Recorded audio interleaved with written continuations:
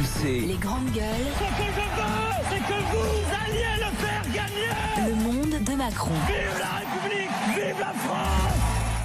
Dans le monde de Macron, on a un appel aux agriculteurs à ce qu'ils montent sur la capitale et qu'ils convergent vers Paris au volant de leur tracteur. Oui, c'est vrai que ça roule bien à Paris, en région parisienne. Il manquait plus que les tracteurs des agriculteurs. Donc ils seront 1000, semble-t-il, mercredi. Pour protester et pour exprimer, si j'ai bien compris, le ras-le-bol d'une profession. C'est à l'appel de la FNSEA et des jeunes agriculteurs, les JA. L'heure est au ras-le-bol. Voilà ce que disent ces agriculteurs et qui listent les raisons de leur mécontentement. Traité de libre-échange, mesures réglementaires franco-françaises qui plombent la performance des exploitations, les importations qui viennent plomber aussi le marché, la loi Egalim aussi qui n'est pas appliquée dans son intégralité. Alors explique-nous, c'est quoi la loi Egalim ? La loi Egalim, c'est ce qui faisait suite aux assises de l'alimentation il y a 18 mois maintenant. Et il y a un an, la loi Egalim a accouché. Et dans la loi Egalim, alors il y avait plusieurs mesures, dont l'engagement du gouvernement d'aller mettre les mains dans les filières et de rendre du pouvoir d'achat aux agriculteurs en moralisant les accords commerciaux et en faisant en sorte que le prix vendu aux consommateurs, il y ait une partie décente qui remonte jusqu'aux producteurs.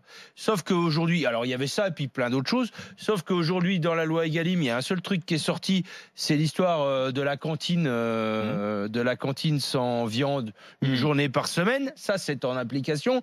Par contre, le retour du produit, enfin le retour de la rémunération des producteurs, en aucun cas, dans aucune filière et aucun seul paysan n'a touché quelque chose. Et je pense que c'est dans la loi Egalim, il y avait aussi une mesure contre les promotions commerciales. Ça a beaucoup impacté le champagne pendant la foire au vin. Alors voilà, ça c'est un effet pervers. Mais voilà, c'est que aujourd'hui, les industriels, mais surtout les grandes surfaces, se servent de la loi Egalim quand ça les arrange et n'appliquent pas la loi Egalim quand ça les arrange pas.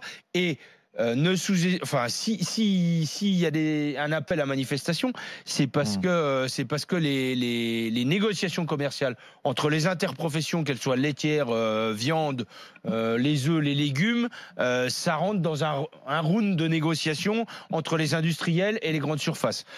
Et c'est ce qui fixe un peu les prix des produits et des denrées agricoles pour l'année qui vient. Alors je serais tenté de te dire, c'est terrible pour toi, mais ça va être une énième manifestation, un énième mouvement où finalement, après tout ce qui a été fait ces dernières années, on en arrive toujours au même constat, c'est-à-dire que les agriculteurs ne gagnent pas bien leur vie. C'est terrible comme constat, Didier, parce que ce qu'on veut, c'est que les agriculteurs ne gagnent pas bien leur vie Français, parce que la répartition des marges au sein des filières n'est pas faite. Mais Didier, comment tu expliques ? Sans les pouvoirs publics qui interviennent là-dedans, on n'y arrivera jamais, parce que c'est toujours le combat du pot de fer contre le pot de terre, quoi. Mais comment tu expliques ? Parce que vous avez quand même le soutien, en tout cas moral, de la population. Il n'y a pas un Français dans ce pays qui peut se réjouir du fait que les agriculteurs ne soient pas bien rémunérés.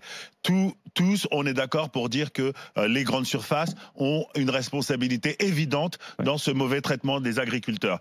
Comment expliques-tu que ce constat, ce diagnostic qui est posé depuis longtemps, ne parvienne pas à faire bouger les choses pour les agriculteurs ? Quand on parle par exemple de boycotter les grandes surfaces, moi j'en ai parlé il y a quelques temps sur les réseaux sociaux, j'ai été fustigé en me disant que ça marchera jamais, que c'était une décision de riches, etc. Alors, quel est votre pire ennemi aujourd'hui et quelles seraient les solutions concrètes pour que votre vie change radicalement ? Alors, tu parles comme un citoyen. Et tous les Français sont des citoyens. Sauf qu'il y a une partie des Français, quand ils poussent un caddie, ils sont plus citoyens. Ils deviennent consommateurs.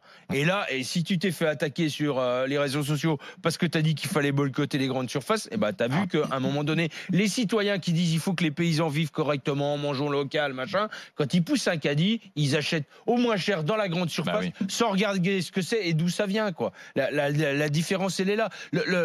aujourd'hui, ce que les agriculteurs veulent, alors en dehors de tous les aspects qui sont évoqués dans la manif, la réglementation, la ZNT, on souffre beaucoup aussi des accords bilatéraux. Parce que comme on n'arrive plus à se mettre d'accord sur le commerce mondial au niveau planétaire, on fait des accords bilatéraux qui font que tu me donnes un contingent de lait et moi je te fous un contingent de viande. Et ça échappe à tout contrôle de l'Europe en termes de conditions de production. Mais sans les pouvoirs publics qui régulent un peu les marges, on n'y arrivera pas, quoi.